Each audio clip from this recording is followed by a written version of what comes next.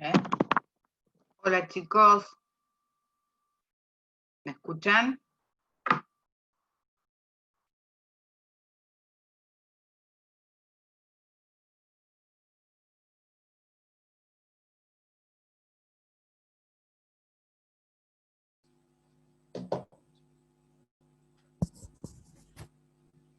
Hola, profe, sí, se escucha bien, ¿eh?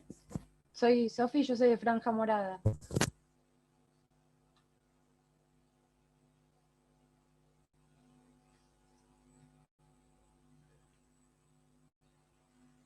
Ahí igual tiene el micrófono apagado. Ahí está. Bárbaro, hola, ¿qué tal? ¿Cómo está? Mira, acá, espérate, porque tenía un mensaje por el tema de cuándo tomamos el parcial. Sí.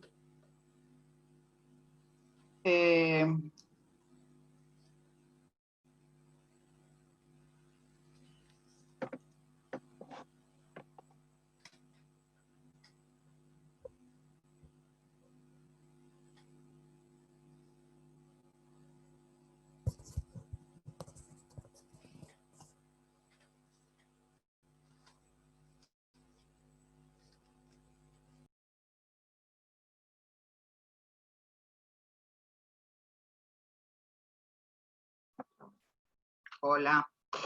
Bueno, no, estaba mirando acá el tema del parcial, ¿no? Que igual nosotros no llegamos al día fijado, que el día 8, no, el día 2, perdón. De todas maneras se está tomando laboral ese día, así que bueno, tampoco podía ser, porque además hay gente que, digamos, que compartimos. El único tema acá es,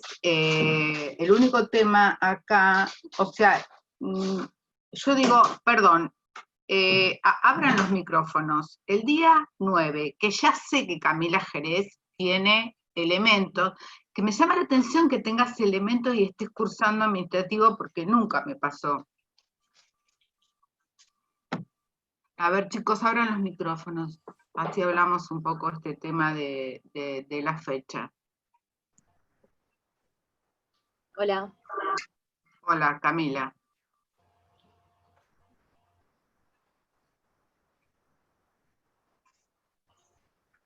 Hola.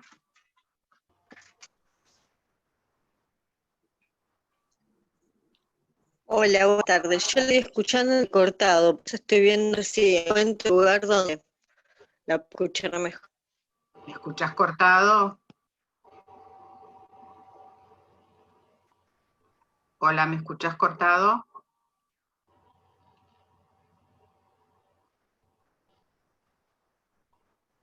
Vanina, Camila, ¿quién es? Yo escucho bien, ¿eh? Camila, bien. Vanina, debe ser un problema de tu móvil, con lo que te estás conectando. El resto, escucha, como yo tengo ahora, el problema mayor es fijar la fecha. Yo acá lo que tengo es que yo había puesto el día 9, que en realidad nosotros lo teníamos como entrega de notas, entonces lo puse como parcial y el recuperatorio el día 16. Pero Camila Jerez da elementos, y yo te quiero preguntar, Camila, porque nunca me pasó que alguien esté dando elementos que es de las materias más iniciales y esté dando administrativo. Nada, porque sí, porque la tengo, me quedan me estoy por trabar y estoy dando las que me quedan. O sea, no hay ningún tipo de correlativa ni nada. ¿Con qué? Administrativo de elementos.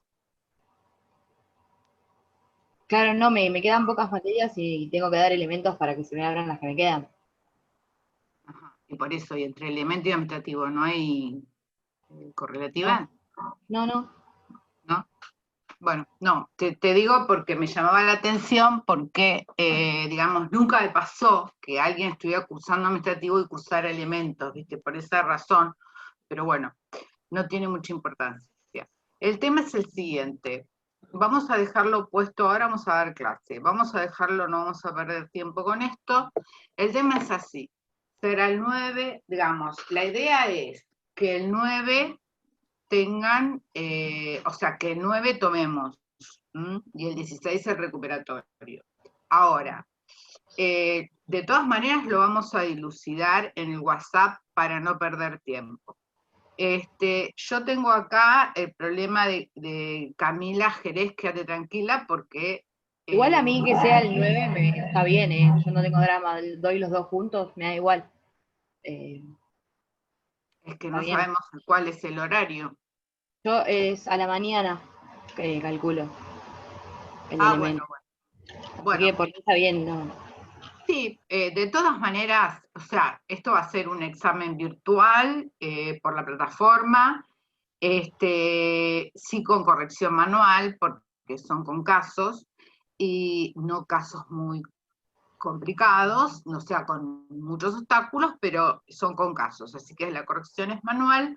De todas maneras, a cualquiera le quiero decir, tanto a Camila o a quien, digamos, tenga alguna dificultad de este tipo, como somos muy pocos, no tenemos problema, puedo tomar yo Zoom o Fernando Riz, un Zoom oral y solucionamos el problema, ¿sí? Bueno, de todas maneras lo que les quiero decir es que nosotros tenemos que redondear, digamos, el jueves ustedes van a tener clases con Fernando, nos cambiamos la fecha. Lo que les quiero decir es que nosotros vamos a tener, en mi caso, Fernando hablará de lo de él, vamos a tener 2 clases para redondear. Ustedes, como habrán visto, yo les abrí directamente, o sea, les envié directamente todas las clases que están en el campus hasta llegar al primer parcial. Quiero hacer algunas aclaraciones, porque he visto en el WhatsApp que están medio confundidos y tienen razón para ir de confundirse. ¿Por qué? Porque nosotros tenemos 2 programas. Digamos, uno que es el nuevo, que es que ustedes supongo que deben tener.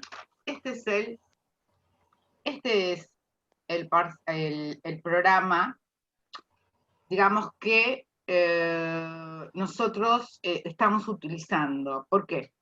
Porque había un programa anterior que estaba hecho por Hutchinson y que había que modificarlo y, como ustedes saben, hubo un cambio de plan, entonces este corresponde al nuevo plan. Pero nosotros, como es muy similar al otro, y para que no hubiese tanto problema, empezamos a utilizar este. Esta es la razón de por qué en el campus hay algunos que están como unidad 4, que ustedes tenían el programa, a mí el programa me dice unidad 4, a vos me dice 2. Bueno, les aclaro. En el anterior programa, la unidad 4 es esta, el derecho administrativo como relación jurídica, visión dogmática, situaciones activas, todo eso, o sea, el segundo párrafo de la unidad 2, por eso dice unidad 2. De todas maneras, está dado porque en el cuatrimestre pasado, digamos, Fernando tuvo los inconvenientes, así que yo di prácticamente toda la cursada. Ahora, esta unidad siempre la dio Risi, siempre. Pero yo hice el PowerPoint, así que ustedes pueden utilizar el PowerPoint. Recuerden que si tienen el programa viejo es la unidad 4 y el nuevo es la unidad 2. Pero miren el contenido y van a ver que es lo mismo. Bueno, esto se lo dejo, hecha la aclaración, se lo dejo a Risi porque es de Risi, la unidad de... Bueno, yo les di la unidad 6 y ahora vamos a dar la unidad 7 y 8, tratando de, por supuesto, de dar un panorama, y luego la clase que viene es la 9 y la 10, ¿sí? Si ustedes entran en el campus, van a encontrar ustedes no se fijen por el tema, o sea, porque dice tema 1, tema 2, tema 3, no corresponde a unidades, ese es el tema que di, en el primer lugar, en el segundo lugar, en el tercer lugar, ¿sí?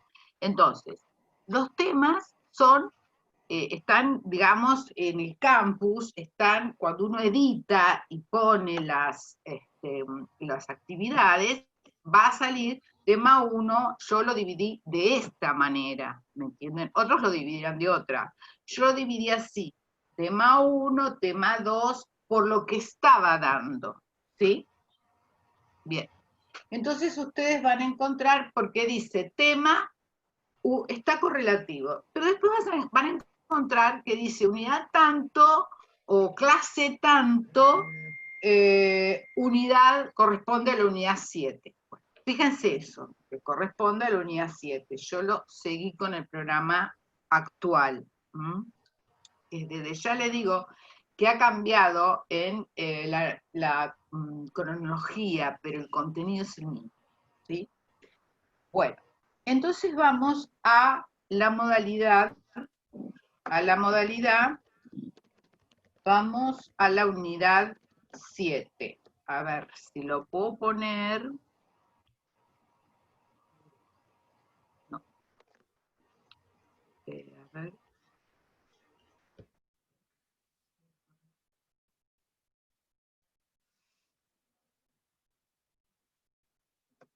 A ver.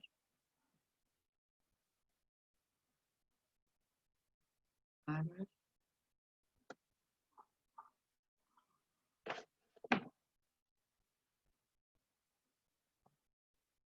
Espérenme un segundito.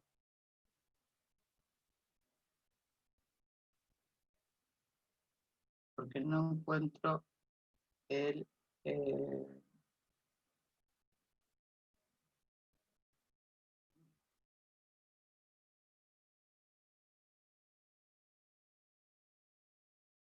Vamos con la unidad 7, lo que pasa es que no encuentro el Power.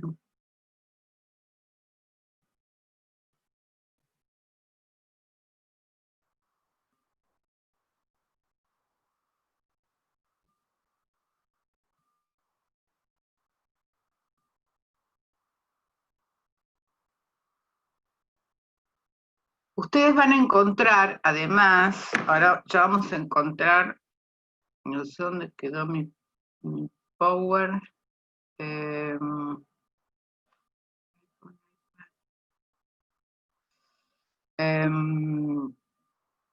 Bueno, lo que yo les quiero decir, otra cosa, es que ustedes en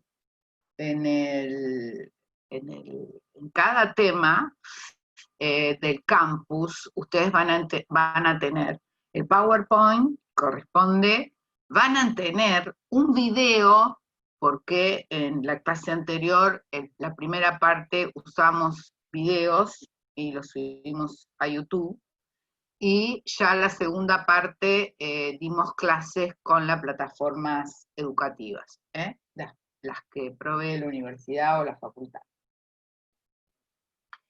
Bueno, que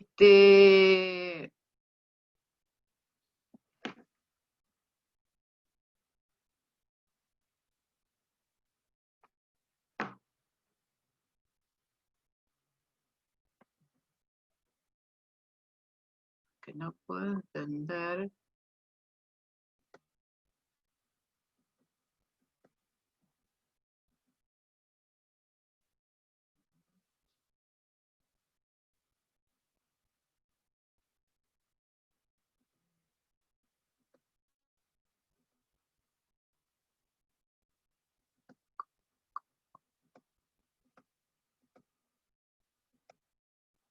No.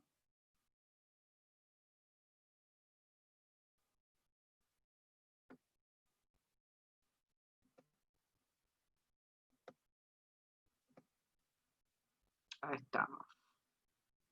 Pero no encuentro, espérenme un segundo nada más. Dolores, se me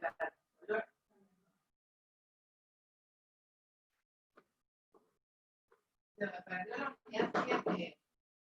Se me perdió la unidad.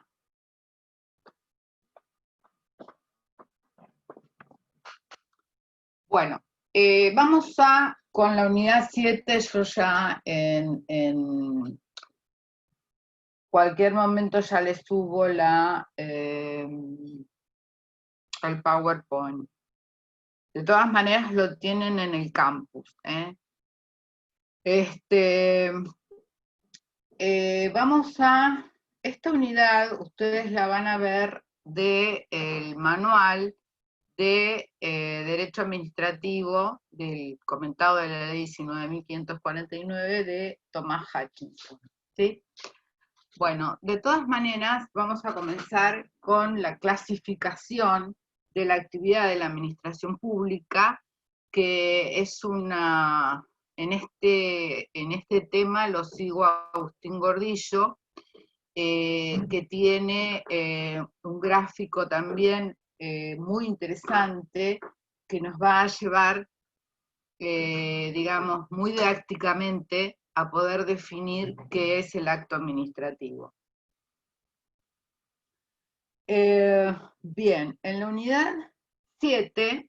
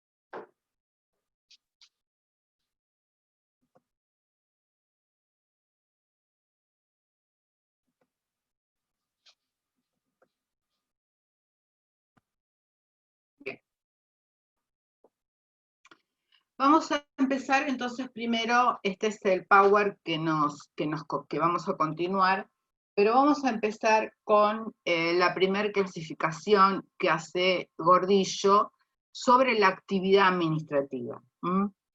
Él hace una clasificación de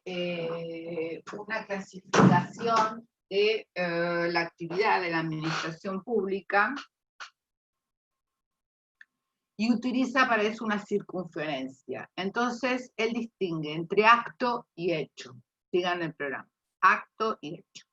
Acto es toda declaración y hecho es toda actuación material. ¿Sí? A ver, siempre ponemos el ejemplo del edificio que amenaza ruina. Cuando el intendente de General Pueyrredón decide que un edificio o una casa amenaza ruina y ordena su demolición, ese es un acto. Cuando van los empleados municipales y lo demuelen, esto es un hecho. Ahora, cuando nosotros hablamos de hecho, hay que hacer una distinción. Hay hechos que son la ejecución de un acto, y hay hechos que no están precedidos de ningún acto. Un hecho que es la ejecución de un acto es este ejemplo, el de los empleados municipales que van a demoler el edificio o la casa que amenaza ruina. Pero hay hechos que no están precedidos de un acto. Por ejemplo, cuando un policía detiene a una persona cometiendo un delito, ahí esto es un hecho, lo detiene y lo lleva a la policía. Pero luego se va a dictar la orden de arresto. Pero ese es un hecho que no está precedido de ningún acto. ¿Sí? ¿Se entiende? Bueno, dentro de esa circunferencia que hace Gordillo, Entonces tenemos, lo dividimos, actos, la mitad, hechos, y lo volvemos a dividir esa circunferencia, y vamos a encontrar actos y hechos que producen efectos jurídicos y actos y hechos que no producen efectos jurídicos. Primera pregunta, ¿qué es producir efectos jurídicos? Producir efectos jurídicos es crear, modificar o extinguir derechos subjetivos de una persona, de un administrado, de un ciudadano, ¿sí? Es lo que se llama, en el derecho español, la autotutela declaratoria. Es decir, el Estado tiene esa facultad, ¿sí? Bien, entonces tenemos actos y hechos que producen efectos jurídicos y actos y hechos que no producen efectos jurídicos. Vamos ahora con ejemplos para que ustedes lo entiendan. Un hecho que no produce efectos jurídicos es el de ordenanza que sirve café. La verdad que es un hecho que no produce efectos jurídicos. Que el docente de la clase parado sentado tampoco es un hecho que produce efectos jurídicos. Ahora, un hecho que produce efectos jurídicos es cuando, por ejemplo, dejo el auto mal estacionado y la grúa me lo lleva. En ese acarreo me lo abolla. O sea, que la actitud de los empleados de la municipalidad, atribuida obviamente, es la municipalidad quien es la responsable, va a tener que indemnizarme los daños que me ha efectuado. O sea que eso es un hecho que produce efectos jurídicos. Si yo voy circulando y un vehículo municipal me embiste, eso es un hecho que produce efectos jurídicos. ¿Se entiende? Bien. Ahora, dentro de los actos de las declaraciones, también tenemos actos que no producen efectos jurídicos. Un acto que no produce efectos jurídicos son los llamados actos de la administración, y que son generalmente los dictámenes. Un dictamen jurídico no produce efectos jurídicos, de tal manera que a mí me pueden notificar o yo puedo retirar el expediente, ver el dictamen, y como es un acto preparatorio, no genera ningún efecto jurídico y no lo tengo que impugnar. Y luego, estos son los llamados actos de la administración. Y luego aparece el acto, la declaración, que sí produce efectos jurídicos. Bien, a esto, y Gordillo muy bien lo dice, muy didácticamente, él hace unas distinciones. No porque no sean actos administrativos. Eso es una discusión que sigue en muchos casos, pero que por una cuestión metodológica, y que a mí me parece interesante seguirla y me parece didáctica seguirlo, a esos actos que producen efectos jurídicos, Gordillo los distingue. Entonces, ¿qué va a sacar? Saca el contrato, que es un acto administrativo bilateral, pero fíjense que nadie está diciendo que el contrato no es un acto administrativo, de tal manera que el artículo 7º dice que a los contratos, además de su régimen específico, se les va a aplicar el régimen de los actos administrativos. Marienhoff dice que el contrato es un acto administrativo bilateral, o sea que acá no se dice que no sean contratos, ¿sí? Y después saca también el reglamento. ¿Por qué? Porque el reglamento tiene efectos generales. Acá también hay no tanto como en el contrato, pero sí hay una distinción, digamos, hay una discusión, ¿por qué? Porque el reglamento ejerce una función legislativa, ¿no? Entonces ahí hay una distinción. De todas maneras, la 19.549 incluye los reglamentos, los trata y tiene un régimen jurídico. Pero bueno, saquemos eso, saquemos la discusión y nos vamos a quedar con el acto administrativo que define Gordillo y que más o menos siguen todos la misma corriente, Y él dice de esta manera, el acto administrativo es toda declaración en ejercicio de la función administrativa dictada por el Estado, productora de efectos jurídicos directos e individuales. Ahora, si nosotros volvemos atrás y la analizamos, ¿qué vamos a encontrar? Que es una declaración que excluye al hecho. Unilateral, excluye el contrato. Del Estado, en ejercicio de función administrativa, que produce efectos, o sea, lo distingue de los actos de la administración. Individuales, lo distingue del reglamento. ¿Sí? Bueno, esta es la definición de acto administrativo. Bien, vamos ahora a ver la actividad discrecional y la actividad reglada. La actividad, ¿qué es la actividad discrecional? Primero vamos a empezar por la reglada porque es la más fácil de entender.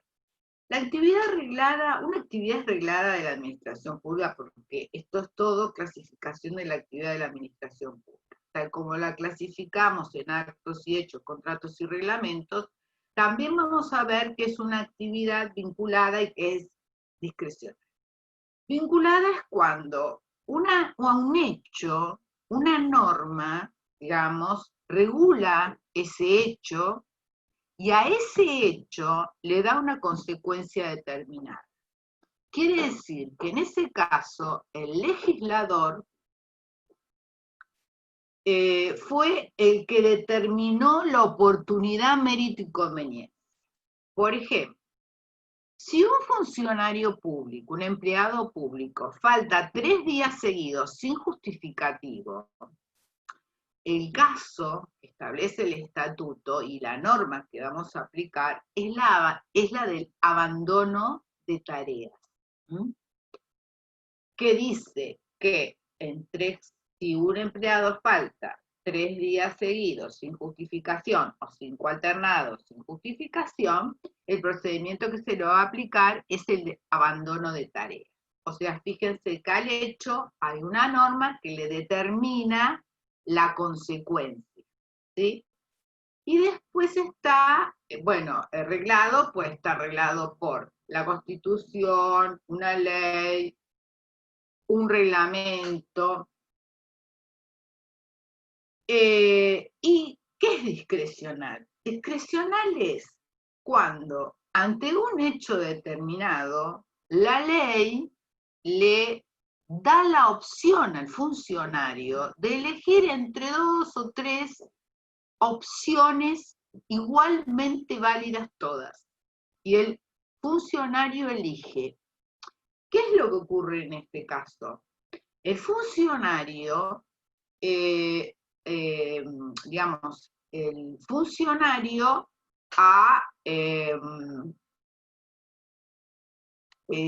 o sea, al funcionario se le ha dado en este momento la posibilidad de elegir la oportunidad, mérito y conveniencia. En el otro caso la tenía el legislador, en este caso la tiene el funcionario. Es decir, por ejemplo, un acto discrecional es cuando, volvemos al caso del funcionario, casi todos los estatutos lo tienen, en las, digamos, en las faltas más graves, hay opciones que se le da al funcionario para aplicar, que van desde 30 días de suspensión, de cesación o expulsión. Y el funcionario va a optar, cualquiera es válida, y va a optar, ¿sí? La actividad discrecional, obviamente, como la oportunidad, mérito y conveniencia la decide el funcionario, requiere, tiene más requisitos que la reglada. ¿Por qué? Primero, exige mayor motivación, es decir, tiene que haber un fundamento mayor que explique el funcionario por por qué optó por esa solución y no por otra. Segundo, hay otro tipo de límites, que son los límites, la buena fe, la buena fe del Código Civil del derecho privado. Otro de los límites que tienen las facultades discrecionales es el límite de la arbitrariedad, es decir, o la irrazonabilidad. No, una decisión no puede ser irrazonable. Irrazonable es, por ejemplo, cuando se contradice la motivación con la disposición. Si, por ejemplo, un funcionario dijera que, no sé, le faltó un lápiz del escritorio, o que se llevó un lápiz del escritorio, pues la sanción no puede ser la cesantía. Es decir, digamos, cuando esto no concuerda, cuando hay desproporcionalidad entre los fines y los medios, son todos actos irrazonables, que la razonabilidad es un límite de la actividad discrecional.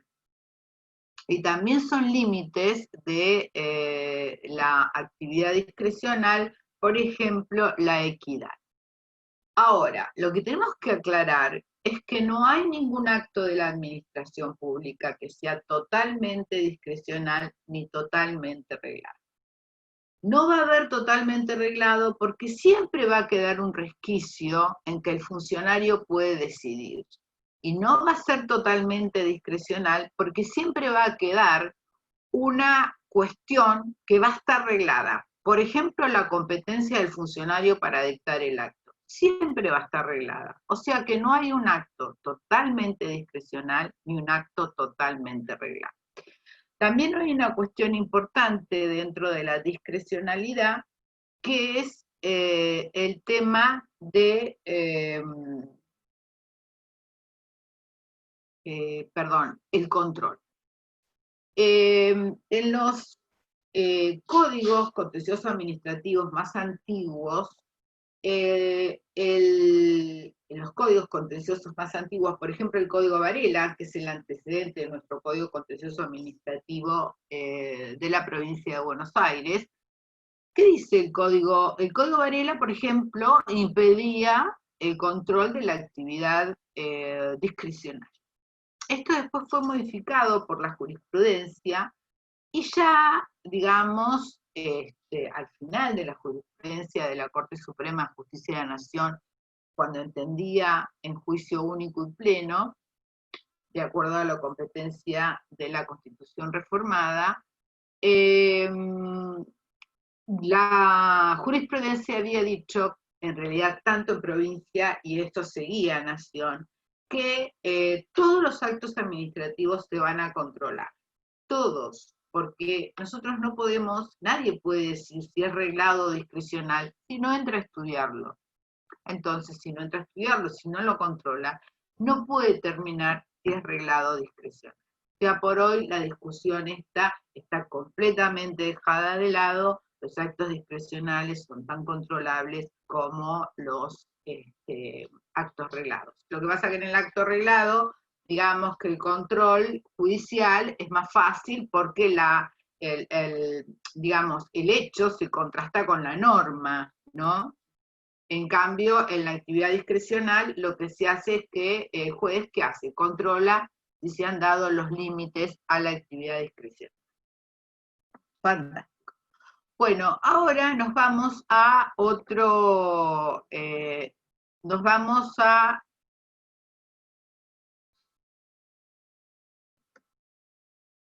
ver, nos vamos a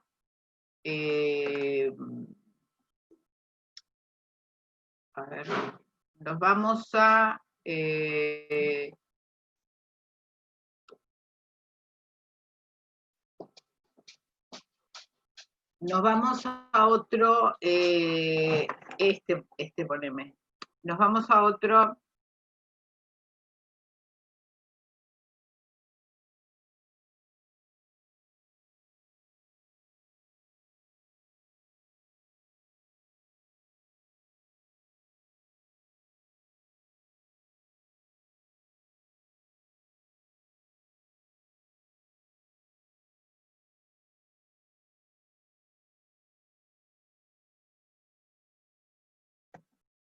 Bien.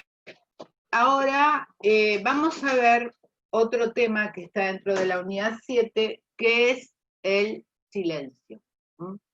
El silencio es un procedimiento que está establecido en el artículo 11 de la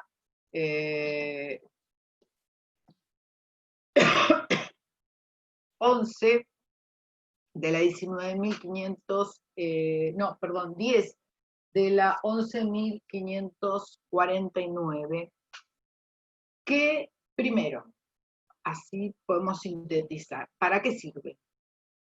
Ustedes saben que el artículo 22 de la Constitución Nacional nos otorga a todos los ciudadanos el derecho a peticionar a las autoridades. Bueno, si la administración tuviera todo el tiempo del mundo en respondernos, o no nos respondiera nunca, ese derecho que tenemos de peticionar quedaría realmente en la nada misma. Entonces aparece el silencio administrativo. ¿Para qué sirve? El silencio sirve para esto, porque para que si la administración no resuelva, nosotros tengamos un procedimiento que le podemos poner fin a esa posibilidad de no resolución de la administración pública. Entonces aparece el procedimiento administrativo, el procedimiento del silencio. Bien. La naturaleza jurídica del silencio administrativo. ¿Qué es el silencio administrativo? Había dos teorías. Una, el acto presunto, que la tenemos que nombrar, que la tenemos que explicar, pero ya se ha dejado de lado. Se consideraba, ¿por qué se consideraba el silencio un acto presunto? Porque todo el proceso administrativo que nace del derecho francés y que hasta hace muy poco, y es más, tenemos códigos contenciosos que siguen en esa temática, se considera que el proceso es un proceso al acto. Es decir, tengo que tener un acto para poder usar el proceso. Entonces se llamaba acto presunto. O sea, se trataba de encontrarle los mismos elementos, aunque no existían en la realidad, que el acto real. Y luego aparece la teoría, que en realidad es la más moderna, en considerar al silencio como un acto presunto, al silencio como un hecho que produce efectos públicos. En realidad, el silencio es una falta de actividad de la administración pública, una inactividad de la administración pública. ¿Qué es? Un hecho. Ahora, a ese hecho, la ley le otorga consecuencias jurídicas. ¿Cuáles son las consecuencias jurídicas que le otorga la ley? Hay dos tipos de efectos tiene el silencio. Un efecto negativo y un efecto positivo. El efecto negativo es el principio general. Es decir, si nada dice la norma, el efecto va a ser negativo. ¿Qué significa eso? Que va a ser denegatorio de lo que yo pedí. Pero también existe el efecto positivo. ¿Qué es el efecto positivo? El efecto positivo, digamos, primero se requiere de una norma que lo contemple, es decir, que diga exactamente que ante tal circunstancia, si la administración no resuelve, el efecto va a ser este. O sea que si no hay norma, el efecto es negativo. Solo para que sea positivo, tiene que haber una norma. Digamos, hace un tiempo había un decreto en el cual decía que todos los, todos aquellos que quisieran ser contratistas del Estado, se podían anotar. Y en la medida en que llevaran todos sus requisitos y cumplieran con todos los requisitos y pasara un determinado tiempo, va a ser considerada aquel que se inscribió como proveedor del Estado. Pero hay una norma que lo decía. Por eso tenía efectos positivos. ¿Mm?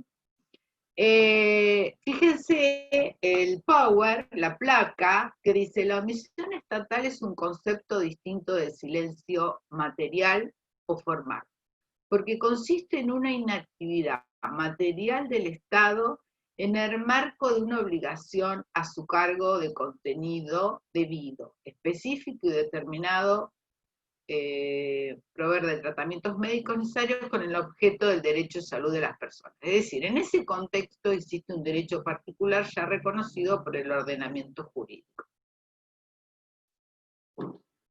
Entonces, nosotros ahora, en función de eso, lo que tenemos que decir es que ¿cuál es la diferencia en la inactividad formal de la inactividad material? La inactividad material es cuando la administración no cumple con su competencia.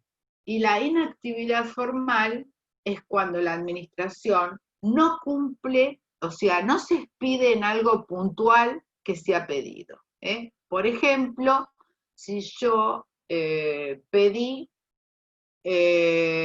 por ejemplo, soy miembro de la Fuerza de Seguridad de la Policía de la Provincia de Buenos Aires y pido junta médica. Y la administración no me resuelve el pedido de junta médica. Entonces, si yo uso el silencio, va a ser defecto denegatorio, así que no me va a dar la junta médica. Entonces, voy a tener que determinar qué voy a hacer. Entonces, hay que distinguir muy bien la omisión del silencio. La omisión son pretensiones de las personas respecto del reconocimiento de un derecho preexistente. El silencio es la pretensión de las personas ante simples expectativas sobre el reconocimiento de derecho o creación de nuevos derechos. Bueno, algo que tenemos que distinguir también, y esto es muy importante porque siempre cuando llegamos a la parte del procedimiento tenemos que distinguir que el silencio no es lo mismo que el amparo por mora. Ahora ustedes no saben qué es el amparo por mora, pero después vamos a ver cuando veamos procedimiento que existe una forma en la que yo le puedo exigir a la administración pública que se pronuncie.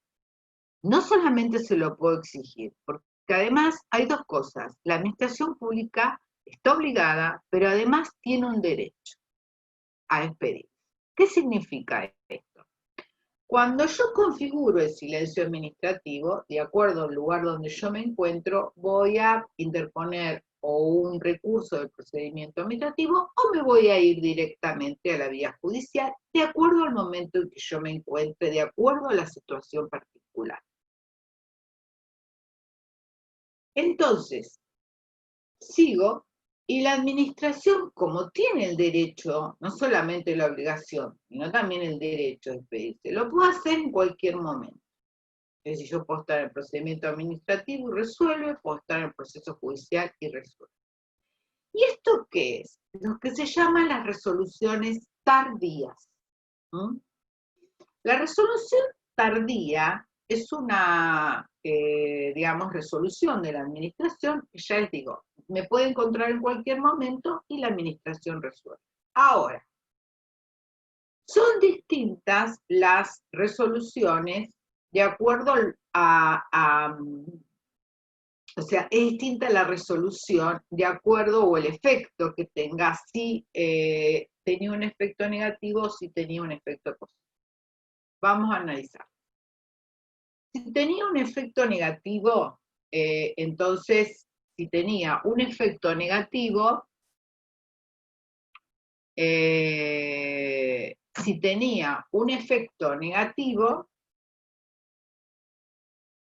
¿qué va a pasar? En ese efecto negativo, si la administración me resuelve cuando yo ya configuré el silencio administrativo y la resolución es denegatoria, bueno, en realidad no pasa nada, porque el efecto era denegatorio, Lo único que cambia es que si la resolución, seguramente va a ser posterior, la resolución tardía, ¿qué hace? Renacen todos los plazos para que yo lo vuelva a interponer. O sea, renace, si yo, por ejemplo, configuré el silencio y no interpuse ningún recurso, bueno, me renacen los plazos para que lo haga. Ahora, si la resolución tenía efecto negativo y la resolución de la administración pública es positiva, ¿qué significa? Significa que me está haciendo lugar a mi pedido. Entonces es como un allanamiento. Que es más, por supuesto que va a dar por terminado si estoy en el procedimiento administrativo, y si estoy en el procedimiento judicial, también lo va a dar por terminado, porque es una forma de terminación o de culminación anormal del proceso administrativo, que es la satisfacción extrajudicial de la pretensión establecida. ¿Sí? Bueno, ahora, vamos al otro efecto. Si tenía efecto positivo. Si tenía efecto positivo y la resolución tardía tiene el mismo efecto, o sea, si tenía efecto positivo, yo adquirí un derecho. Si la resolución tardía de la administración pública tiene un efecto, o sea, es positivo, me da el derecho, no va a haber problema. Ahora, el problema se produce de esta segunda manera.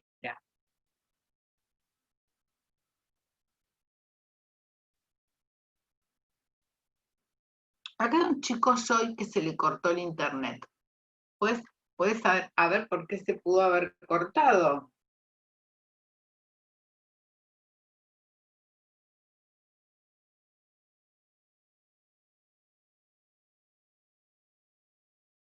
Bueno, vamos a ver qué le pasó.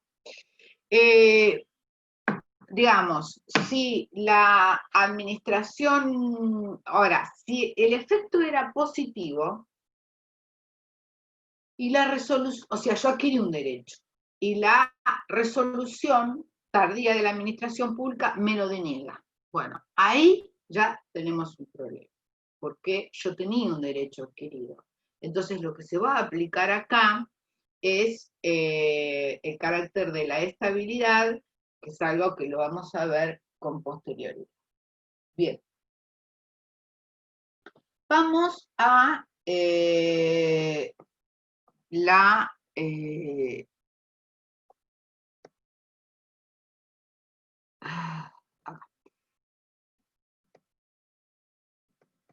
ahí está. Vamos a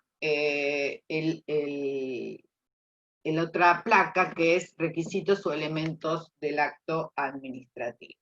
Bueno, acá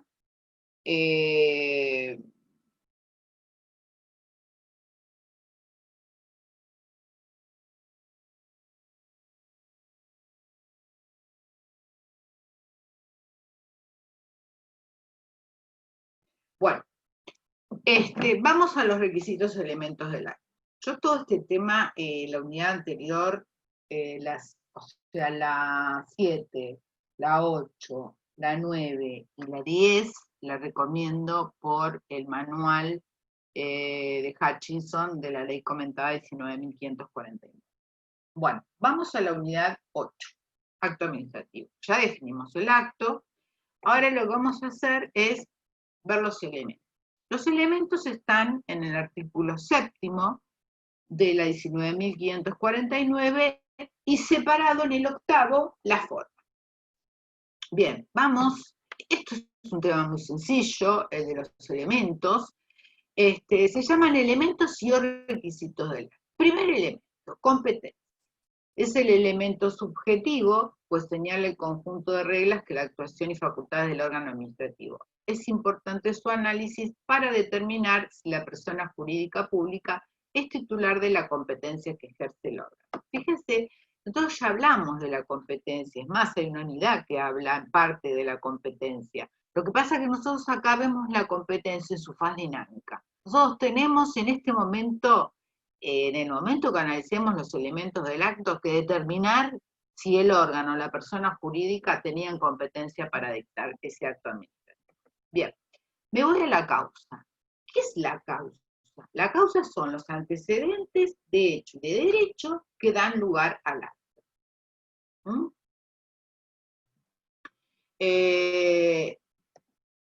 Luego tenemos el objeto, que el objeto es lo que el acto, o sea, el objeto no lo define la 19.549.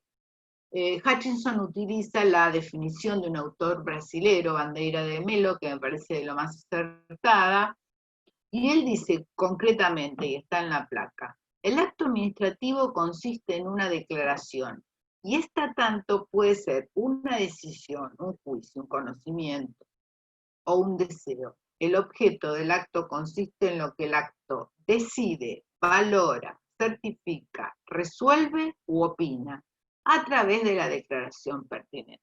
Bandeira de Mello. Bien. El objeto no dice, digamos, no define la 19.549 el elemento, no lo define el elemento objeto, pero sí dice cómo debe ser. Dice que debe ser lícito, no prohibido por el orden jurídico, debe ser cierto física y jurídicamente posible. El objeto debe ser determinado o determinable, es decir, no debe estar enunciado en forma vaga o ambigua. Un acto físicamente imposible sería designar como funcionario público una persona fallecida, y jurídicamente imposible aplicar una sanción disciplinaria a una persona que ya dejó de ser funcionario público. Entonces, no define el objeto, usamos la definición de Bandeira de Mello, sí nos dice cómo debe ser el objeto, que debe ser lícito, no prohibido por el orden jurídico, física y jurídicamente posible, y vimos los objetos, los ejemplos. Y ahora vamos a separar qué es el objeto y qué es el contenido, porque la ley 7.647 de la provincia de Buenos Aires lo trata en forma similar, pero en realidad son dos cosas diferentes. El objeto comprende el contenido natural, que necesariamente forma parte del acto y sirve para individualizarlo, y el contenido implícito, que normalmente no establece de manera expresa o está determinado en la norma. Puede existir un contenido accidental también, que la voluntad de la gente puede introducir en el acto, siendo cláusulas adicionales a las naturales. Es decir, que el objeto comprende el contenido. El objeto comprende el contenido natural y el contenido implícito. Y además cláusulas adicionales que la gente que dicta el acto puede incluir en el objeto. Vamos, seguimos. Procedimiento es otro de los elementos del acto. El procedimiento son las etapas. Ustedes saben que la administración pública, digamos, no existe en lo que se llama la voluntad, una voluntad psicológica, como la de una persona física, porque, digamos, que es una voluntad que se va formando a través de los distintos dictámenes, distintos procedimientos, qué sé yo, en la selección de una obra pública, bueno, será primero digamos, la asignación del crédito presupuestario, después será el llamado a recibir ofertas, o sea, perdón, antes la aprobación del pliego, después el llamado a recibir ofertas, y después la preadjudicación y luego la adjudicación. En eso hay millones de procedimientos de la administración pública que están establecidas las etapas para la decisión. ¿Cuál es la decisión final? En este ejemplo que yo les di, es la posibilidad, o sea, el acto administrativo final es el que dice a la empresa Coco se le va a adjudicar una obra pública, ¿sí? Una ruta, tramo de una ruta, ¿sí? Ese es el acto administrativo, pero para todo esto hubo un procedimiento previo. Son las etapas previas al dictado del acto administrativo.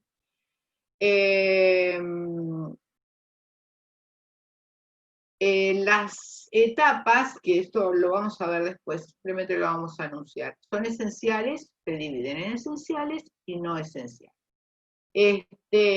Recuerden siempre que mientras la voluntad se haya cumplido con todas las etapas previas, la voluntad es lícita, de tal manera que un funcionario demente, fíjense para qué cosa que no tiene nada que ver la parte psicológica, un funcionario demente que emite un acto administrativo y en el cual se hizo todo lo que se tenía que hacer, yo recuerdo, y es un ejemplo que siempre lo doy, hace muchísimos años, hubo una persona que se presentó en el materno infantil diciendo que era, es más, en realidad ellos estaban esperando un director que nombraba la provincia de Buenos Aires. Se presenta esta persona, se presenta, dice que es el director y comienza a actuar. Por supuesto que desconozco qué es lo que ha hecho, pero no se le anuló nada, porque en realidad él había, o digamos, no solamente él, sino todos los, funcionaron todos los órganos dentro del hospital, y los actos administrativos fueron válidos, más allá de que el hombre estaba demente. Después apareció obviamente el director que era el que había sido designado, y bueno, todo se solucionó. Bueno. Después, la motivación. ¿Qué es la motivación? La motivación es la explicitación de la causa. Son, digamos, es el fundamento del acto, es cuando se explicitan los antecedentes de hecho y de derecho. Es lo que da fundamento al acto. Después aparece la finalidad. La finalidad es, digamos, acá tenemos que hacer una distinción, porque siempre es la misma confusión. Esta no es la finalidad de la administración pública. La finalidad de la administración pública es satisfacer el interés general. No. Esta es la finalidad del acto administrativo. ¿Y dónde está esa finalidad? Está en la norma que le da la competencia al funcionario para dictar el acto. Esa es la finalidad. Y acá es importante hablar de la desviación de poder, que también es un límite a la actividad discrecional. Es decir, la administración pública puede, digamos, ¿cuándo hay desviación de poder? Ya dijimos cuál es la finalidad del acto. ¿Cuándo hay desviación de poder? Cuando no se cumple esa finalidad. ¿Qué finalidad puede tener? La de beneficiarse a sí mismo, es decir, cuando hay un funcionario que se adjudica una obra a una empresa que es de él, beneficiar a un tercero cuando, digamos, adjudica la obra a una empresa que es del cuñado, o beneficiar a la misma administración, pero con una finalidad distinta. Bueno, seguimos. La forma que está en el artículo 8º de la 19.549, la forma es la constatación de la voluntad de la administración pública. Esa es la forma, la constatación de la voluntad de la administración pública. Bien, y acá terminamos con esta parte de los elementos del acto y nos vamos a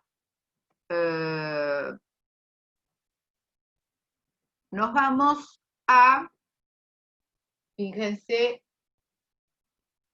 está bien, es la unidad 8, la parte final, o sea, el segundo párrafo, y acá nos aparecen los caracteres del acto administrativo.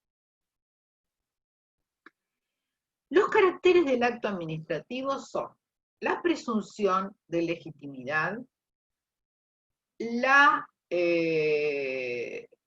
impugnabilidad, la ejecutoriedad, la estabilidad y la obligatoriedad. Fíjense que ustedes en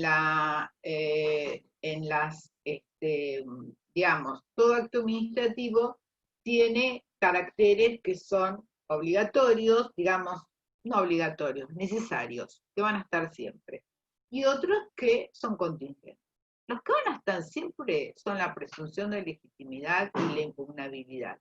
Y aquellos que pueden o no estar son la ejecutoriedad y la estabilidad. Bien, ahí nos vamos a la presunción de legitimidad que está en el artículo 12 de la 19.549. Es en la primera parte nada más del artículo 12 que dice: el acto administrativo se presume legítimo. Es una presunción legal.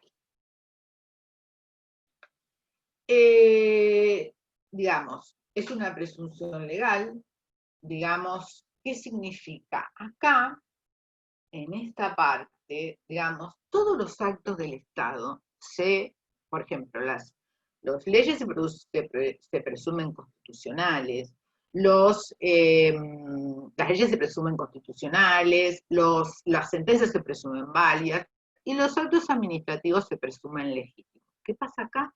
Se invierte la carga de la prueba, porque si tuviera que el Estado, cada vez que va a funcionar, probar que la ley es constitucional, probar que el acto administrativo es válido y probar que la sentencia es válida, entonces evidentemente el Estado no podría funcionar. Entonces se invierte la carga de la prueba. Quien considere que la ley es inconstitucional, que considere que tendrá que hacer la acción correspondiente, que considera que la sentencia es inválida, hará la apelación correspondiente, y aquel que considera que el acto administrativo es ilegítimo, tiene a su poder el procedimiento administrativo y el proceso judicial. Entonces, esta presunción que tiene el acto administrativo es una presunción, digamos, iuris tantum, es decir, que admite prueba en contrario. Ustedes recuerden la presunción iure de iure, que no admite prueba en contrario, y la presunción iuris tantum, que sí admite prueba en contrario. Bueno, vamos a ver cuáles son los fundamentos de la presunción de legitimidad. Bueno, hay dos, de orden sustancial y de orden formal. Sigan porque está en la placa. Dice, de orden sustancial, para hacer cierta parte de la doctrina, de la presunción de legitimidad administrativa, radica en la presunción de validez que acompaña a todos los actos administrativos, a todos los actos estatales, que es lo que acabo de decirles. Eso es un fundamento de orden sustancial. Y después hay un fundamento de orden formal, es decir, la motivación de orden formal para justificar tal presunción, por las garantías subjetivas, es decir, ¿qué hace esto? Yo no lo puedo terminar de leer porque están digamos, esto que me ocupa, pero en realidad la presunción de orden formal significa que, digamos, que, como les dije, cada vez que se emite la voluntad de la administración pública, que emite un acto administrativo, hay, digamos, han intervenido muchos órganos, hay dictámenes, ¿eso qué da? Y eso da al particular una garantía de que, digamos, una cierta seguridad en que el acto administrativo fue tomado de acuerdo a la legitimidad. Por eso todos estos órganos que están en la administración pública son y hacen el control de legalidad. Entonces, si están y se expidieron, bueno, el ciudadano ya como una garantía de que esto es legal. Bueno. Bien. Seguimos. La ejecutividad. La ejecutividad es como el título del acto administrativo, ¿no? Como el título ejecutivo, Andreas. Una vez dictado el acto, obviamente, es obligatorio y exigible. Si la administración posee lo que se denomina la acción de, digamos, la ejecutividad es lo que hace al acto que sea obligatorio y exigible. Y esto es una parte de lo que yo ya les expliqué, la autotutela declarativa, la posibilidad, la facultad que tiene el Estado de constituir, declarar, modificar o suprimir los derechos subjetivos del particular. Bien, ahora aparece la ejecutoriedad, que también está en el artículo 12 de la 19.549, que esta forma parte de otra facultad de la administración pública, que es la autotutela ejecutoria. Es la posibilidad o la facultad que tiene la administración de poner en ejecución sus propios actos por sus propios medios, sin necesidad de ir a la vía judicial. Vemos acá que esto es una prerrogativa, igual que la anterior, que no teníamos los particulares. Por ejemplo, si a nosotros nos ocupan una vivienda, ¿qué es lo que tenemos que hacer? Bueno, tenemos que hacer un desalojo o las acciones más breves en cuanto a usurpación. Pero no podemos agarrar al señor y sacarlo, lo agarramos y lo sacamos. No, no podemos. Entonces, en cambio, la administración pública sí lo puede hacer. Es decir, por ejemplo, si hay una plaza que está ocupada, más allá de la decisión de hacerlo o no hacerlo, puede, si quiere, con personal propio, desalojar la plaza. Lo puede hacer, porque es una facultad. Ahora, cuando yo les voy a decir algo, ustedes el carácter de la ejecutoriedad y el carácter de la estabilidad lo van a estudiar con principios de excepción. El artículo 12, en materia de ejecutoriedad, tiene principios y tiene excepción. Bien, ¿cuál es el principio del artículo 12? El principio del artículo 12, o sea, de la ejecutoriedad, es el que nos dice, o sea, pareciera como que todos los actos administrativos son ejecutorios. Ese es el principio que establece la ley, establece la 19.549. Pero en realidad, en la práctica, no. Son muchos más los actos que, o sea, la mayoría de los actos que son ejecutorios tienen una norma que los faculta.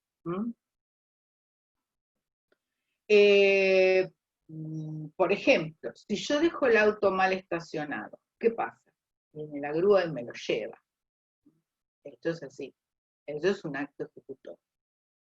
Cuando, por ejemplo, bueno, el caso de la plaza, que les dije,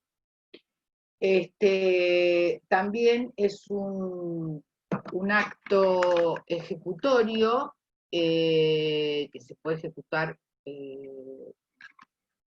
por sus propios medios. Es el caso, por ejemplo, de las clausuras de la FIP, es decir, la FIP tiene inspectores y si controlan que hay pero ahí se basan en una ley muy vieja de abastecimiento, y controlan que no se cumplió con las obligaciones que establece la FIP, proceden a la clausura. Y la ejecutoriedad, fíjense que además de ser esto, que pasa a ser una excepción, esto tiene que ver la ejecutoriedad con la coerción. ¿Qué es la coerción? El uso de la fuerza por parte de la administración pública.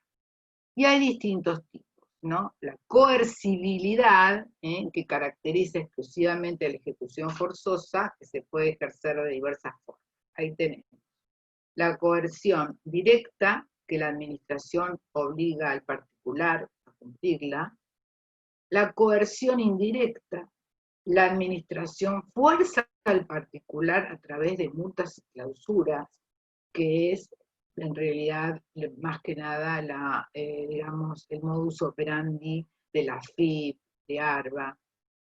La ejecución directa por parte de la administración a cargo del obligado, por ejemplo, se establece por ordenanza que se van a tener que hacer todos los veredas. Bien, y si el particular no lo cumple, bueno, la municipalidad puede llamar a una empresa, hacer las veredas y cobrárselo.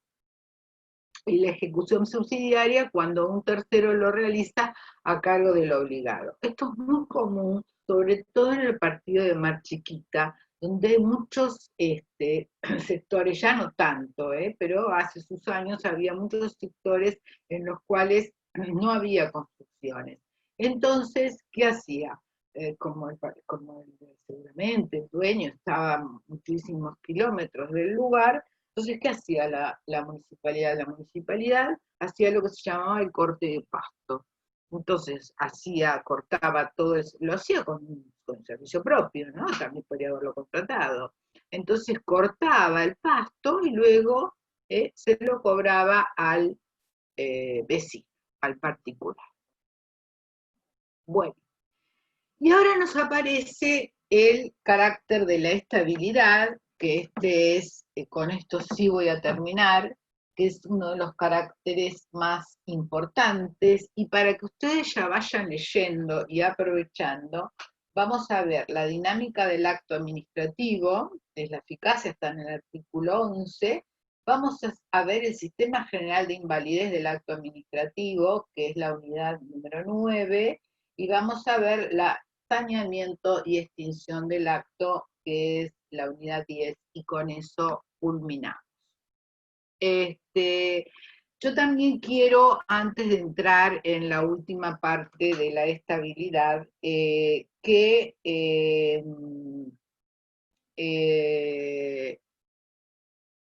lo que les quiero decir es que ustedes van a encontrar, para que no se confundan, que a veces se confunden con este Power, como ustedes van a encontrar la unidad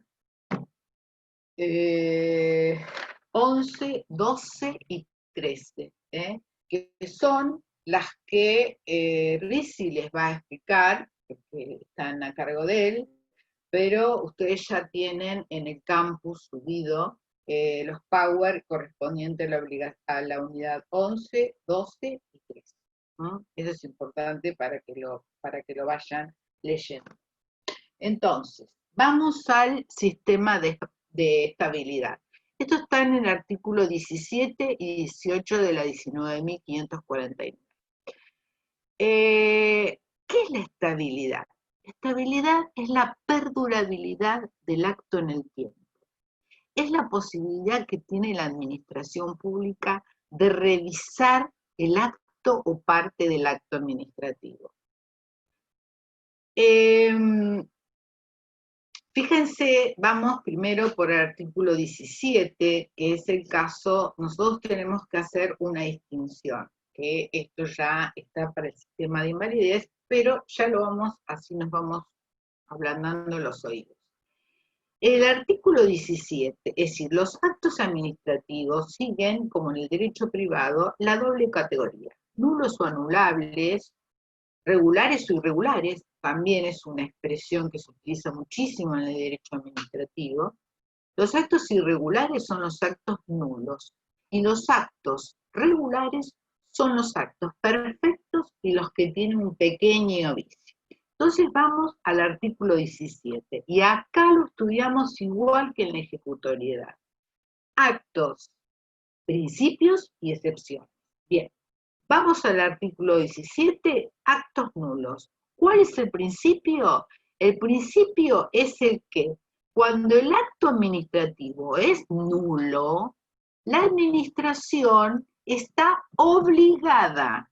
No dice podrá, dice deberá revocar el acto, o sea que está obligada. Ahora después aparece la excepción, ¿no? La excepción es que si el acto generó derechos subjetivos que se estén cumpliendo, la administración deberá pedirlo en la vía judicial su anulación a través de la acción de lesividad. Bien, entonces, ¿cuál es la excepción? Vimos el principio, os quedó claro. ¿Cuál es la excepción? Bien, si tengo un acto administrativo que generó derechos subjetivos, ustedes saben que la expresión derecho subjetivo es muy compleja, pero vamos a decir que creo un derecho, más sencillo. Creo un derecho. Genero un derecho al particular. Entonces, ¿qué tengo? Vamos para atrás. Tengo un acto administrativo unilateral, individual, tal como lo explicamos. Nulo, que generó derechos subjetivos que se estén cumpliendo en el tiempo. Ustedes saben que un acto puede tener efectos que se cumplan en forma inmediata o efectos que se vayan cumpliendo en el tiempo. Este es el caso de que creó un derecho que se está cumpliendo en el tiempo. En ese caso, la administración no puede revocar el acto por sí misma. ¿Qué tiene que hacer? Ir a la vía judicial y hacerlo a través de la acción de lesividad, que ya lo vamos a explicar en el cuatrimestre que viene cuando veamos las acciones. Pero es una acción en la cual el Estado le pide al órgano judicial que declare la nulidad del acto. Esto es en cuanto a la excepción.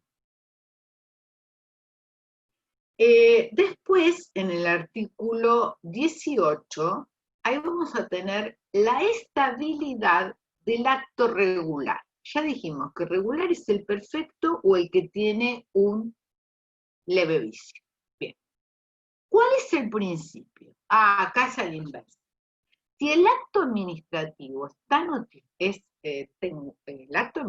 tengo un acto administrativo unilateral e individual, regular y notificado, la administración no puede revocar el acto. Es decir, antes de la notificación puede hacer lo que quiera, lo revoca, lo extingue, lo que quiera. Pero después de la notificación es regular, no puede ya ni modificar ni revocar el acto administrativo. Fíjense, por supuesto que haya generado, obviamente, que ese acto administrativo haya generado derechos subjetivos, porque si no generó derechos, la verdad que no tiene el menor de los sentidos, ¿no? Porque uno tiene, o sea, ¿qué se incorpora a mi patrimonio cuando la administración me crea un derecho? Si no, no tiene sentido. Entonces, el principio general es que si el acto administrativo regular del que hubieran nacido derechos subjetivos a favor de un administrado no podrá ser revocado una vez notificado. Ese es el principio. Y ahora vamos a las excepciones que están en la segunda parte del artículo. Y dice, si el interesado hubiere conocido el vicio, con lo cual estamos hablando de un acto anulable. Ya dijimos que el acto regular es el perfecto o el que tiene un pequeño vicio, el anulable. Entonces, este es para el caso del anulable. Si el interesado hubiera conocido el vicio, con lo cual el acto será anulable. O sea, si lo hubiese conocido. Si la revocación, modificación o sustitución del acto favorece al particular interesado y no perjudica a terceros. Y si el derecho se hubiera otorgado a título precario, el otorgamiento de derechos a título precario por parte de la administración puede ser revocado por esta sin indemnización.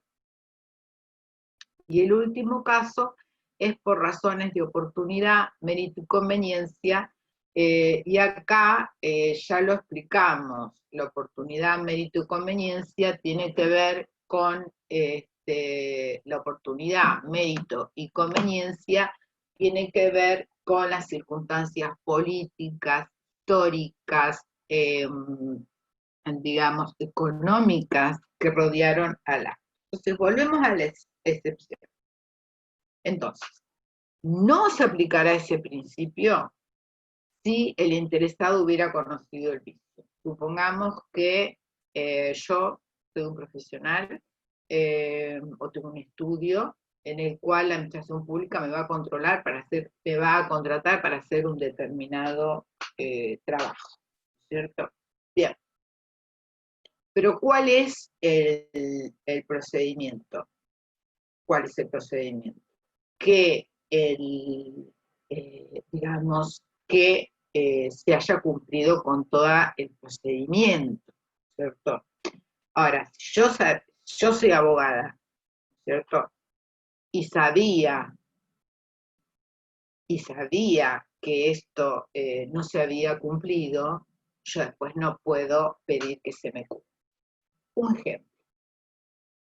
Hay una persona, una abogada, que ustedes saben que la administración, vamos a poner en este caso municipal, digamos, tiene su staff de abogados permanentes, pero también puede contratar, si lo cree conveniente, a otros abogados. Pero para hacer ese contrato, y que esos honorarios sean válidos, tiene que justificar la especialidad. Ahora, si esa persona que contratan no tiene ninguna especialidad, absolutamente ninguna, entonces en ese caso no tiene ninguna especialidad, y esa persona lo sabe, y sabía que el Consejo Deliberante tenía que primero aprobar eso, no puede luego pedir que se le pague. Ese es un ejemplo. Ahora, si la revocación o modificación o sustitución del acto favorece al particular interesado y no perjudica a terceros, sencillo. Si el derecho se hubiera otorgado a título precario, acá vamos a tener que hacer la distinción entre el precario, el derecho precario otorgado de forma precaria, y el derecho subjetivo, otorgado por una concesión. Es muy diferente. En el precario, la posibilidad, digamos, el precario no tiene digamos, generalmente no tiene plazo. Puede la administración extinguirle el derecho en cualquier momento sin ninguna indemnización. Es el caso más común, qué sé yo, de las calecitas, en las plazas, o en la Plaza Colón, vieron que hay, había lugares que vendían pasajes de turismo y demás.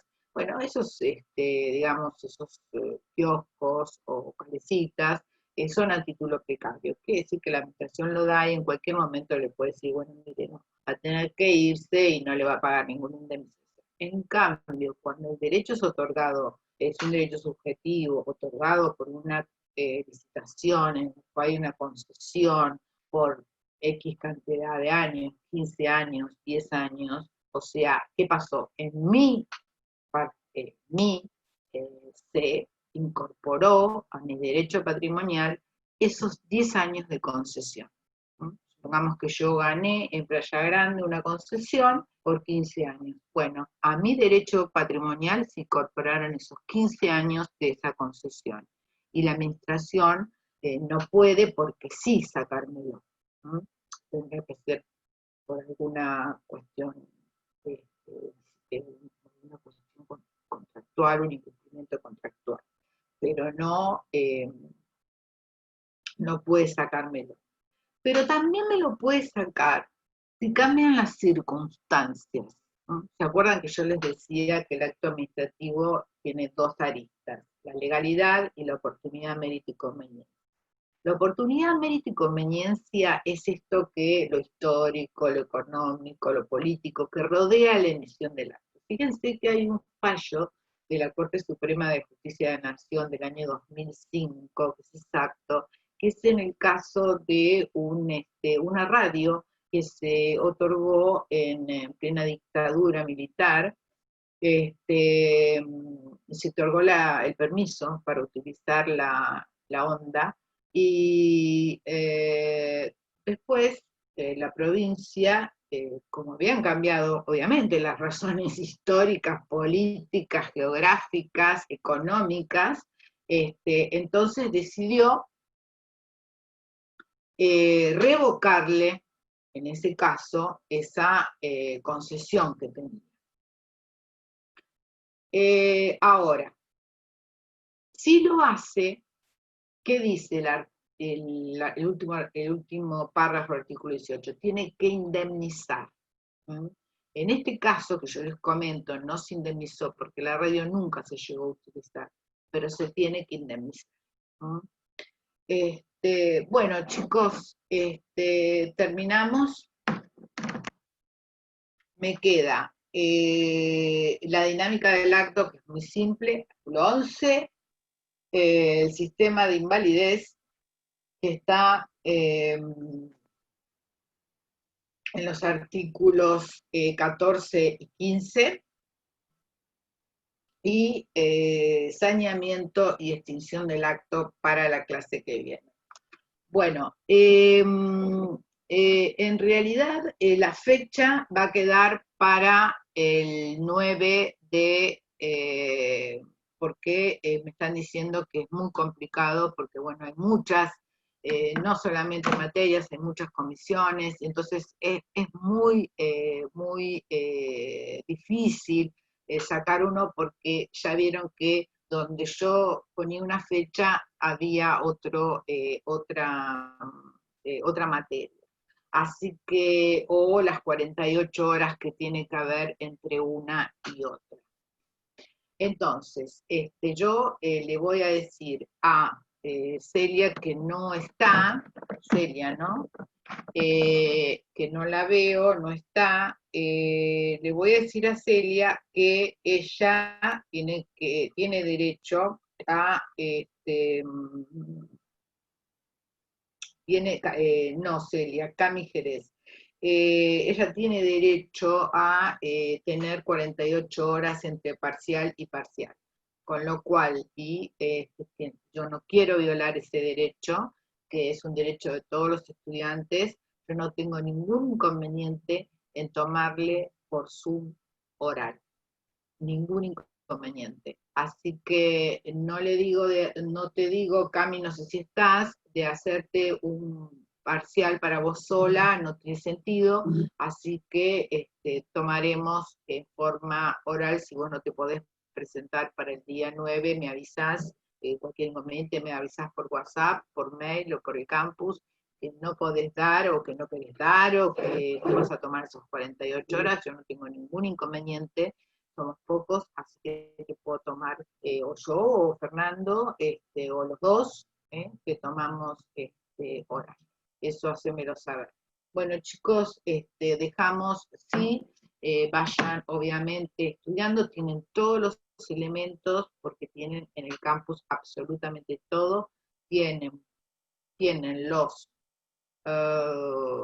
realmente en este momento son unos privilegiados al lado del primer cuatrimestre, porque ustedes tienen todo el material. PowerPoint, en el caso de materia, PowerPoint, videos que fueron subidos a YouTube, y también tienen estas clases que están siendo grabadas por el Zoom, que también se suben a YouTube. Así que tienen programa, tienen los textos, la bibliografía, así que realmente lo que sí les diría, que para la clase que viene le peguen una miradita a lo que tienen en el campus, o escuchen el video, y ya vamos y terminamos el cuatrimestre. Bueno, chicos, nos estamos viendo. Muchas gracias. No, por favor, gracias a ustedes. El jueves este jueves lo tienen a Fernando, pero él va a volver el martes porque tenía un inconveniente, y yo voy a volver al jueves. Bueno, chicos, estudien. Nos estamos viendo. Un beso grande. Muchas gracias.